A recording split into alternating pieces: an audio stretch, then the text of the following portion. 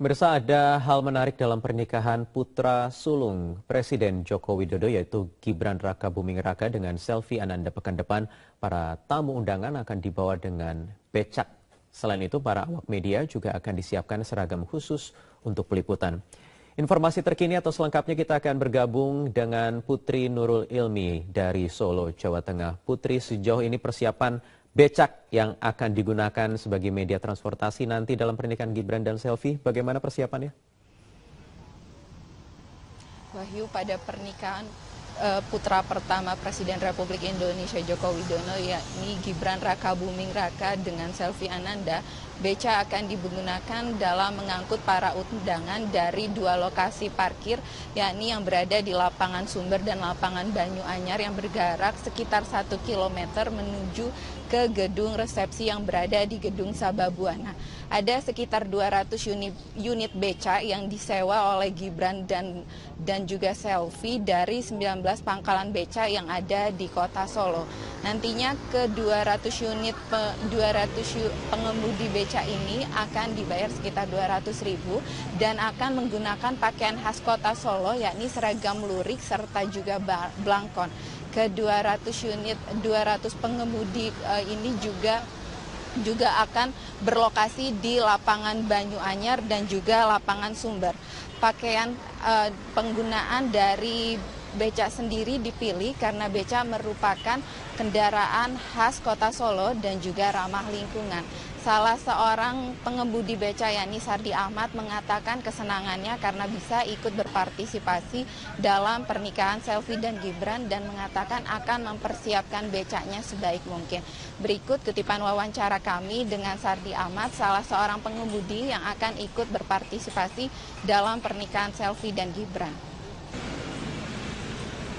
Dari Pemkot kan tidak menyediakan untuk perbaikan atau untuk pengecekan dan sebagainya. Kita akan tetap mengadakan bahwa beca itu tetap beca yang bagus atau yang baik. Maksud saya komplit, tidak mengecewakan nanti penumpang nanti. Wahyu. Ya, Putri, sementara untuk media atau wartawan yang nanti akan meliput acara resepsi Gibran dan Selvi, bagaimana persiapannya? Kabarnya juga ada persiapan khusus dengan baju dan lain-lain khusus untuk wartawan. Ya Wahyu, kalau tadi mengenai beca untuk para tamu, ini ada seragam batik khusus yang diberikan kepada para awak media. Para awak media yang akan meliput di kawasan Gedung Sababwana ini diberikan seragam batik oleh Gibran dan Selvi. Ada sekitar 200 buah seragam yang diberikan kepada para awak media, baik cetak, elektronik maupun online. Dan seragam batik yang bermotif parang dengan warna coklat ini sudah dibagikan kepada para awak media sejak tanggal 30 Mei 2015 lalu di kantor Media Center pernikahan Selvi dan Gibran yang berada di Jalan Letjen Suprapto nomor 93, tidak jauh dari Gedung Sababwana. Nantinya para awak media ini akan memakai seragam batik saat berada di lokasi gedung pernikahan yakni di Gedung Sababwana atau ring 1 dari pernikahan resepsi dari Selvi dan Gibran berlangsung.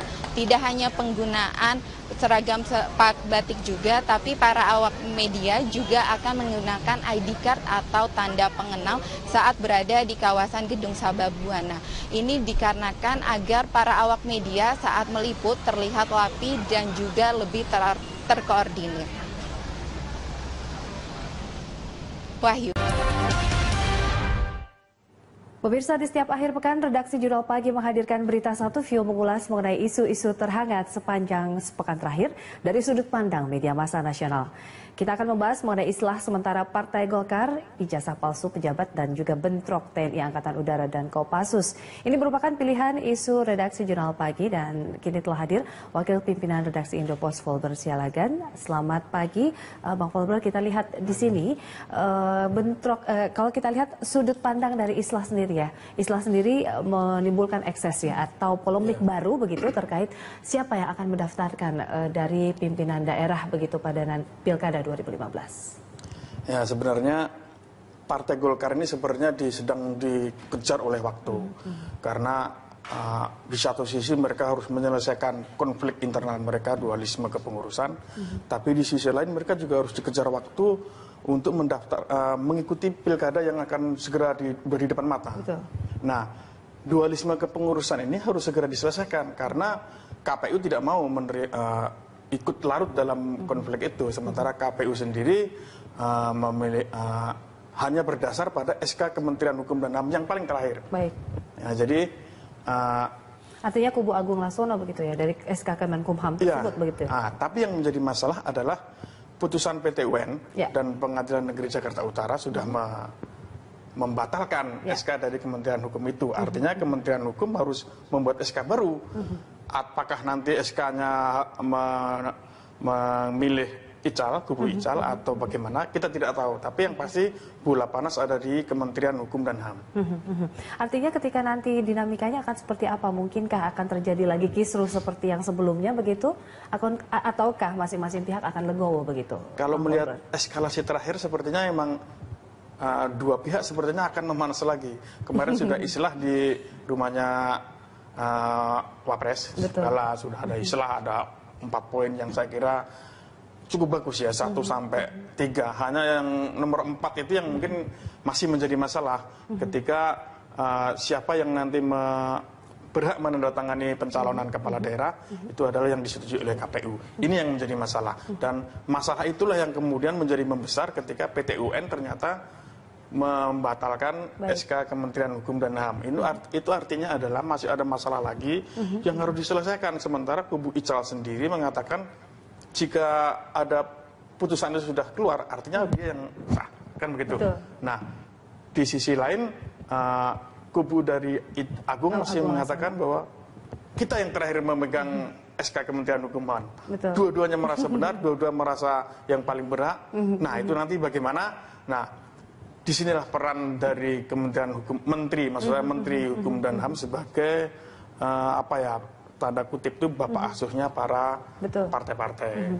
Artinya akankah dimunculkan kembali begitu ya, kalau memang masing-masing pihak ini legowo, ini musyawarah nasional begitu ya, terkait satu kepemimpinan begitu yang akan diusung, artinya nanti hanya ada satu pintu untuk memilih dari pimpinan daerah. Ya, susah juga sebenarnya ya. Mestinya harusnya seperti itu.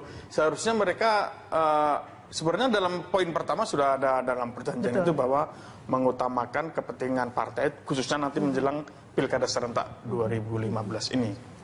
Tapi yang menjadi masalah adalah belum ada satu figur yang bisa membuat kedua kubu ini nurut. Meskipun Pak JK kemarin. Sebenarnya sudah ada Yusuf Kala, tapi buktinya Ical mengatakan istilah kita batalkan karena ada PT UN. Agung Laksono mengatakan istilah kita batalkan karena kubu Ical tidak mau menandatangani, tidak mau memberi akses kepada mereka untuk menandatangani siapa yang nanti berhak menandatangani pimpinan daerah begitu ya, yang diusung oleh partai. Kalau kita lihat sebenarnya mungkin bagaimana nih? Ini kan bermuara juga ke Kemenkumham begitu. Akankah mungkin Kemenkumham akan begitu tegas tanpa ada konflik kepentingan di dalamnya? Saya melihat begini, justru sini yang dalam pikiran saya adalah yang bikin kisruh ini sebenarnya pertama intern mereka sendiri, yang kedua yang memperparah adalah Menteri Hukum dan HAM sendiri. Ya mungkin orang publik menduga bahwa ini ada kepentingan yang lebih besar di belakang Menteri dan SK itu ya. Karena coba bayangkan aja, ketika ada konflik, tidak lama kemudian Menteri langsung bikin SK, mengesahkan kubu Agung Laksono. Coba bayangkan. Padahal untuk sebuah partai yang besar dengan kepentingan yang sangat besar, dia dengan sangat mudah sekali membuat SK. Mengakui kepengurusan Agung Laksono dan tidak mengakui kepengurusan Ical. Padahal semestinya kan dia harus turun dulu, melihat faktanya bagaimana. Dia berusaha mendamaikan dulu, dia sekuat tenaga mendamaikan kedua kubu. Lalu kemudian setelah proses itu lama dan ada berbagai cara yang sudah dilakukan dan ternyata masih baru dia membuat sikap. Kan seperti itu mestinya kan. Tapi ini tidak. Dia belum melakukan apa-apa untuk melakukan untuk mendamaikan kedua kubu, dia langsung, itu artinya dua kubu sudah panas, dia sudah mengambil posisi di antara dua pihak ini. Saya kira ini adalah tanggung jawab dari Kementerian Hukum dan HAM, salah satunya adalah tanggung jawab Menteri Hukum dan HAM untuk memperbaiki lagi kondisi partai ini, meskipun dia bukan orang Golkar. Tapi untuk menepis dugaan-dugaan bahwa ini ada kepentingan yang lebih besar. Karena orang tahu kalau Golkar bermasalah, siapa yang untung? Golkar adalah oposisi.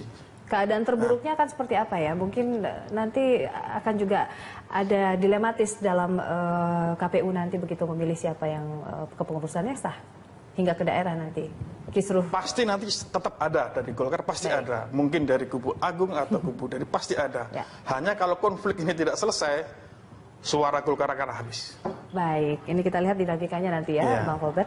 Nah, ini kita beralih ke isu yang kedua, kita bahas mengenai bentrokan TNI AU dan juga Kopassus.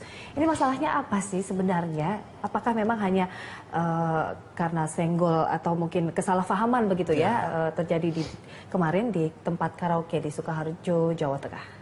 Sebenarnya kalau kasus yang kebetulan saya lama di Solo, kuliah saya di Solo, saya juga pernah tinggal di Solo lama. Konflik antara Kopassus dan Paskas itu, Angkatan Udara itu sebenarnya sudah lama.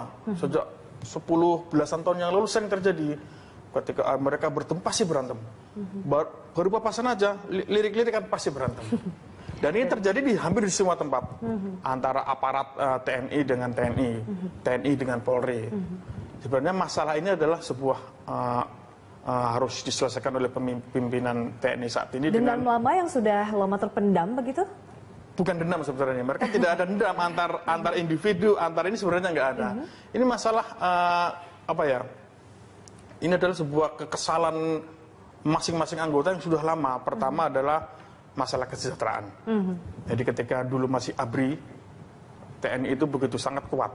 Mereka bisa dalam berbagai faktor mereka bisa masuk dalam sektor ekonomi, sosial, politik dengan fungsinya macam-macam mereka. Tapi ketika dipisah menjadi TNI aja dan kembali ke barak, disuruh profesional lagi, tidak boleh berpolitik, tidak boleh berbisnis, habislah semua. Nah, yang bermasalah di sini adalah level-level menengah ke bawah dengan gaji yang pas-pasan, tidak boleh sahabat sana, tidak boleh sahabat sini, begitu kan? Artinya ditambah dengan kecemburuan melihat sejawat mereka di Polri, mereka melihat pangkatnya sama tapi wah beda banget nih kesejahteraannya.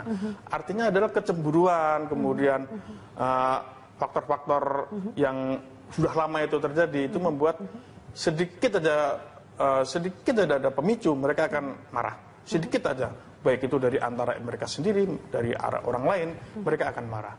Kemudian di sisi lain adalah Menteri Pertahanan kemarin mengatakan begini, dia menyindir Panglima TNI. Panglima TNI dikatakan dia terlalu sibuk. Dia terlalu sibuk sehingga kurang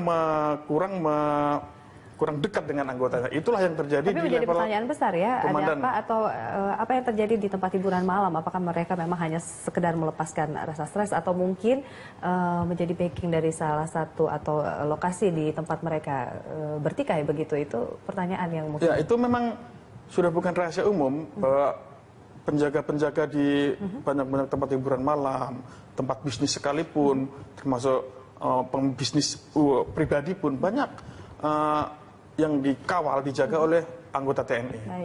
Itu adalah mungkin ya semacam seperti saya katakan tadi, sabetan mereka untuk menambah setoran ke rumah gitu. Kira-kira seperti itu. Jadi kita masih akan membahas perbincangan lain dengan topik lainnya di Bang Volber di segmen berikutnya. Kami akan kembali, tetaplah di Berita Satu View.